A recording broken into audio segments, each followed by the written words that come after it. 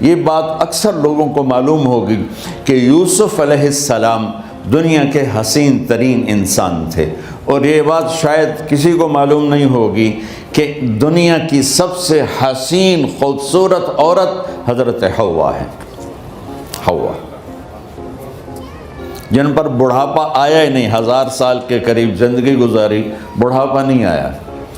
حضرت آدم اور حوا قریب عمر تھی۔ حضرت آدم کی عمر تو کتابوں میں مل جاتی ہے 1000 برس، لیکن حضرت حوا کی عمر کتنی تھی یہ کہیں پڑھنے کو ملا نہیں، اس لیے میں اندازہ کرتا ہوں کہ قریب ہوگی، بڑھاپا نہیں آیا، بیماری نہیں آئی۔ اور حضرت حوا کو مینسز بھی نہیں آتے تھے۔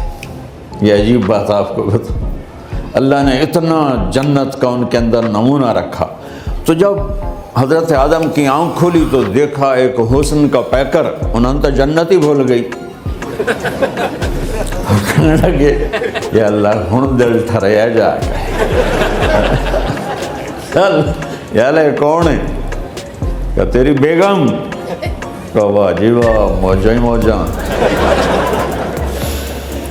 تو اللہ تعالیٰ نے نکاح پڑھایا، سبحان اللہ۔ اپنے نبی کی شان دوبارہ سنو تو اللہ نے کہا آدم اپنی بیگم کا مہر ادا کرو، تو وہ پوچھنے لگے کیا مہر ہے؟ دیکھو ایک بات سنو، مہر کسی کی بیٹی کی قیمت نہیں ہوتی۔ $1 ہو یا $1 ٹریلین ہو، بیٹی کی کوئی قیمت نہیں ہوتی۔ یہ ایک نشان ہے کہ اس بچی پر اب یہ جو خامند ہے وہ موت تک خرچہ اس کے ذمہ ہے، بیوی کے ذمہ خرچہ نہیں ہے۔ خامند کما کے لائے گا اور اپنی بیگم کو کھلائے گا، اور بیوی گھر کی ذمہ داری نبھائے گی۔ تو خیر وہ الگ بات چلی جائے گی۔ اللہ تعالیٰ نے کہا کہ مہر ادا کرو۔ کہا جی کیا مہر ہے؟ تو میرے اللہ نے کہا تیری نسل میں میرا آخری نبی آئے گا، اس پہ ایک دفعہ درود پڑھ دے، یہ مہر ہے۔ اچھا، شروع دن سے ہے کہ میں نے قبول کیا۔ قبول کیا کا مطلب ہے کہ میں اس لڑکی کو قبول کر رہا ہوں، اس کی کمیوں کے ساتھ بھی خوبیوں کے ساتھ بھی۔ اور جب لڑکی کہتی ہے سائن کرنا قبول کیا ہے، یا زبان سے کہے قبول کیا ہے، تو یہ اس بات کی گارنٹی ہے کہ میں نے اپنے اس لڑکے کو خامد ہونے کے طور پہ قبول کیا، اس کی کمیوں کے ساتھ بھی، اس کی خوبیوں کے ساتھ بھی۔ اور جو ہی شادی ہو کر ڈولی سسرال کے گھر جاتی ہے تو ٹیسٹ شروع ہو جاتا ہے، کی کر دیے، باندھی کے میں، اٹھیندی کے میں، بول دی کے میں۔ اور اس میں بہت زیادہ نیگیٹو کردار ہے سسرال کا، کئی لڑکیوں کا، کیونکہ ہم نے اپنے نبی کی زندگی نہیں قبول کیا۔ یہ واجب ہے کہنا قبول کیا، کہ جس میں پیغام ہے کہ اب میں اس کی میں کوئی کمی ہے وہ بھی قبول کروں گی، کوئی خوبی ہے تو سر ماتھے پر۔ اور لڑکا کہتا ہے کہ میں اسے قبول کرتا ہوں، اس کی خوبیوں کے ساتھ بھی، کمیوں کے ساتھ بھی۔ یہ بات یاد رکھنا، پرفیکشن کبھی تلاش نہ کرنا، پرفیکشن کبھی تلاش نہ کرنا۔ اللہ نے 100 نمبر نہیں مانگے، 51، ایک نمبر اوپر ہو گیا۔ گناہ تمہارے 50 ہیں اور نیکی تمہاری 51 ہے، تو اس ایک پر ہم تمہیں جنت میں ڈال دیں گے۔ اب کوئی خامند اپنی بیوی میں پرفیکشن دیکھنا چاہے، بیوی اپنے خامند میں پرفیکشن دیکھنا چاہے، ساس سسر اپنی بہو میں، ساس سسر اپنے داماد میں، بھائی اپنے بھائی میں، ماں باپ اپنی اولاد میں، اولاد اپنے ماں باپ میں، جہاں یہ نظر ہوگی تو وہاں لڑائی ہوگی۔ کمیوں کے ساتھ قبول کرو۔ قبول کا لفظ اتنا واجب ہے تو ڈر تو پھر بہ گئی تھی نا۔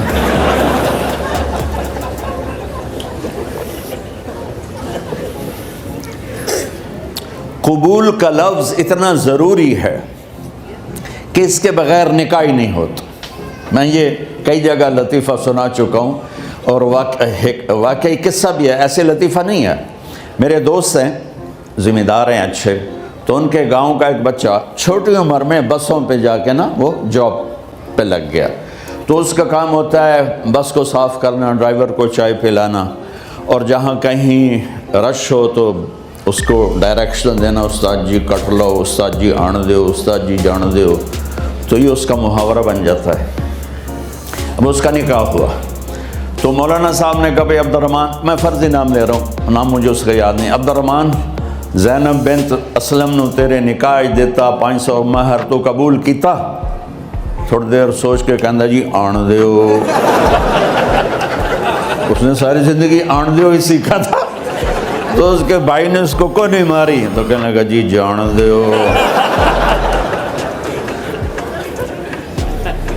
مولانا صاحب نے کہا آن دیو جان دیو نال کم نہیں بننا، تو آگے میں قبول کیتا۔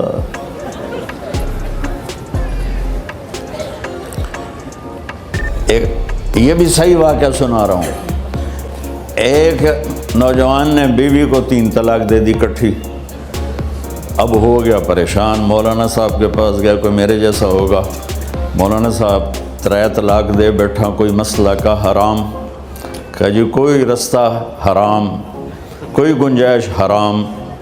اس نے جیب سے موٹا سا لفافہ نکالا اور مولانا کے جا نماز کے نیچے ڈال دیا، کہ مولانا صاحب کوئی گنجائش؟ کہ ہن تو سوچنا ہی پوے۔ کی آکھیا ہی تو اپنی بیگم نو؟ اس آکھیا جی میں آکھیا ہی 3 طلاق، اس آکھیا مبارک ہوئے طلاق نہیں ہوئی۔ میں آکھیا جی او کیویں؟ آکھے او جڑا یہ طلاق ہے عربی دا لفظ، اس سے چاکھنا پمدا ہے طلاق۔